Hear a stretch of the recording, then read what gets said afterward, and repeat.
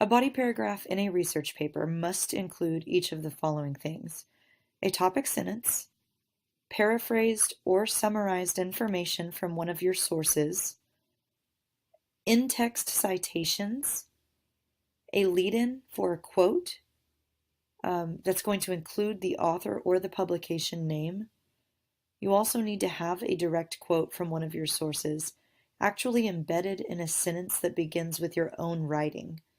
And then after that, you'll probably have a little bit more paraphrased or original information of your own after the quote. So the topic sentence. This is the same as every topic sentence you've ever done. First sentence of your body paragraph, you want to make sure it is very clear to your audience what the main idea for this paragraph is in this sentence. If you aren't sure, you need to go back and look at the paper outline that I gave you guys, and it'll let you know, depending on which paragraph you have, what the main idea of your paragraph is going to be about.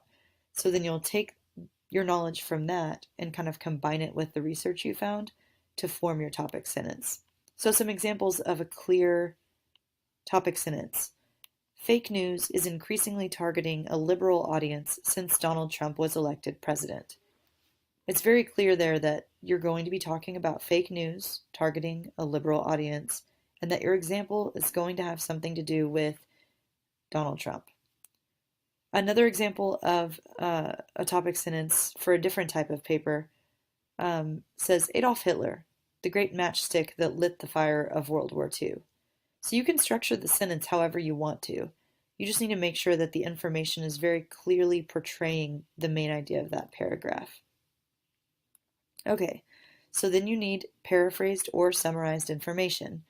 You can see here I have the original text on the left. On the right, it says paraphrased on top. This is really more of a summary because it's much shorter, but this is all information from the original text that has been changed into my own words in such a way that I'm not accidentally plagiarizing this original source text. If you need to, you can pause the video here to read through and just kind of see how the version on the left and the version on the right are different. Okay, this is something that might be a little bit trickier, although after talking to you guys, it sounds like you have done some in-text citations before, so I don't think it's going to be that big of a deal for you guys. The rules of thumb with citations are you need to have one after every single chunk of paraphrased or summarized text that comes from the same source. If you are paraphrasing from multiple sources in the same paragraph, then every time you are done with a paraphrase from one source, you need to have a new in-text citation for that paraphrase. So say my first sentence is a paraphrase from source A. I'll have that paraphrase, and then in parentheses, source A, period. Then after that, I'll have my paraphrase from source B. And then after that paraphrase, in parentheses, I'll have source B, period.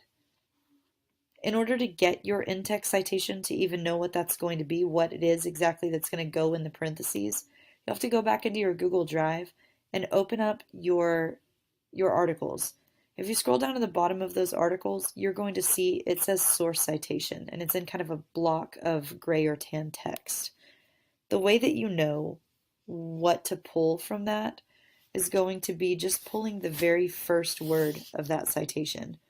So you can actually see right here an example from a database article. It says, even in Germany itself, it meant that Hitler had lost the great war he himself began. In parentheses, Adolf, period.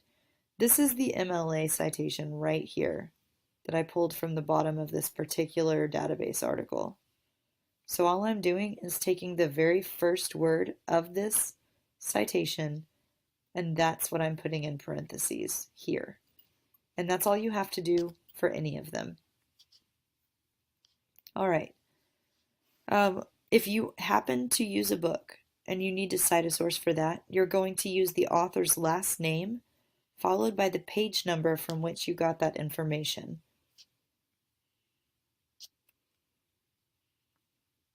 Okay, lead-ins for quotations. Here, you want to use either the author's name or the publication's name in order to set up that quote. So the example I have here is, and you can see that it's the color's different, it's bold and underlined. World of Criminal Justice notes, and then I go into the information. But I'm setting up that I got this information from somewhere else by just straight up saying in the beginning of that sentence, hey, I got this information from World of Criminal Justice. The next thing you need to have is your direct quotation. You also want to make sure that you cite your direct quotations. Make sure you put quotation marks around it, and make sure that every single word in here is exactly word for word the same as how you pulled it out of your research source. Again, you'll have an in-text citation at the end, which will be pulled from the very first word of your MLA citation at the bottom of your sources article. Okay, this looks crazy, but basically all I did here is I'm showing you an example of a full body paragraph, and I'm labeling all of these different parts.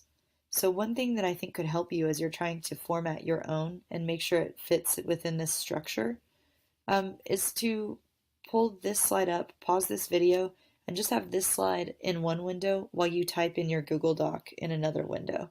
So here you can see I'm starting with my topic sentence, very clearly says exactly what this paragraph is going to be about.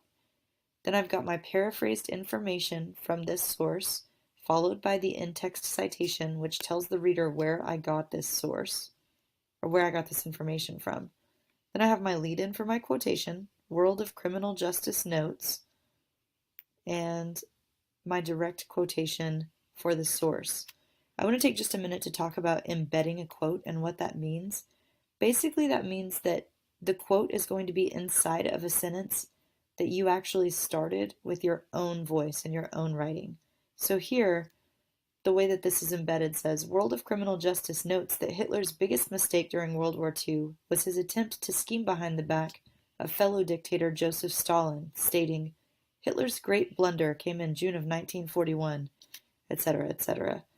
So this is a continuation, this quote is a continuation of a sentence that I already started in my own words. That's called embedding a quote, and it's an important skill to learn how to do. Again, after a quote, you will need an in-text citation. That's right here. Commentary. This is just like kind of with an OER, your additional analysis. This can be your own thinking, your own ideas, or if you've got more paraphrased or summarized information from a source here, that's okay too. If this information that's down here is your own ideas and your own thinking, you don't have to cite anything. Just leave it be. But if you're paraphrasing or summarizing information from one of your sources, in that case, you'll definitely want to have that source citation here. All right, so think of your body paragraphs for research papers like an OER. The only difference is you have to cite your sources within it. You're going to start by, just like with an OER, kind of answering the question. This is going to be your topic sentence that clearly states the main idea of your paragraph. After that, you'll prove it with one or two direct quotes from one of your sources, followed by citations, and then explain it by giving further details that explain, and just give more context regarding